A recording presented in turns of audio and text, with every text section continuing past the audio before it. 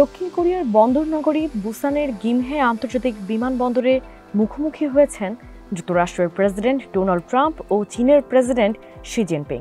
বিশ্বের দুই পরাশক্তির এই শীর্ষ নেতার বৈঠকটি হয়েছে একেবারেই অপ্রচলিত এক স্থানে, এয়ারপোর্টে। তবে কূটনৈতিক সূত্র বলছে এই সিদ্ধান্তের পেছনে মূল কারণ সময়সূচি ও নিরাপত্তা বিবেচনা। দক্ষিণ কোরিয়ায় অ্যাপেকভুক্ত দেশগুলোর ৩৩তম সম্মেলনে অংশ নিতে ট্রাম্প ও শি দুজনেই বর্তমানে দেশটিতে সফর করছেন। ট্রাম্প তার ৩ দিনের এশিয়া সফরের শেষ প্রান্তে রয়েছেন, আর শি জিনপিং সিউলে রাষ্ট্রীয় সফরের উদ্দেশ্যে আসছেন। এমন সময় দুই নেতার সময়সূচি মিলাতে গিয়ে বৈঠকটি আয়োজন করা হয় বুসানের গিমহে আন্তর্জাতিক বিমানবন্দরে।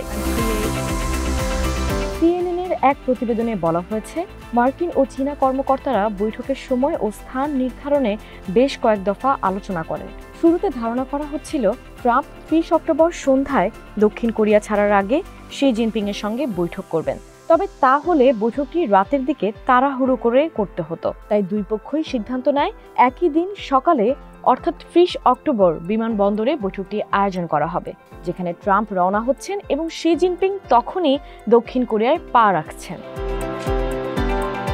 বৈঠকের দিন সকালে দুই নেতার আগমন ঘিরে গিমহে বিমানবন্দরে নিরাপত্তা জোরদার করা হয়।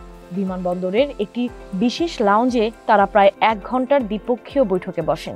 বৈঠকে যুক্তরাষ্ট্র চীন বাণিজ্য সম্পর্ক, উত্তর কোরিয়ার পরমাণু কর্মসূচি এবং আঞ্চলিক নিরাপত্তা ইস্যু নিয়ে আলোচনা হয় বলে কূটনৈতিক সূত্রে জানা গেছে।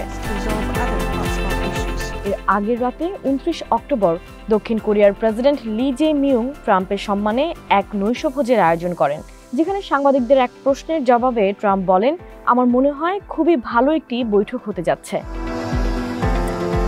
ট্রাম্প ও শির এই বৈঠককে কূটনীতিকরা উচ্চ ঝুঁকির কৌশলগত সাক্ষাৎ হিসেবে বর্ণনা করেছেন। তারা বলছেন, সাম্প্রতিক মাসগুলোতে যুক্তরাষ্ট্র চীন সম্পর্ক কিছুটা শীতল হয়ে পড়েছিল, তাই এই বৈঠক দুই দেশের মধ্যে পুনরায় যোগাযোগ জোরদারের ইঙ্গিত দিচ্ছে।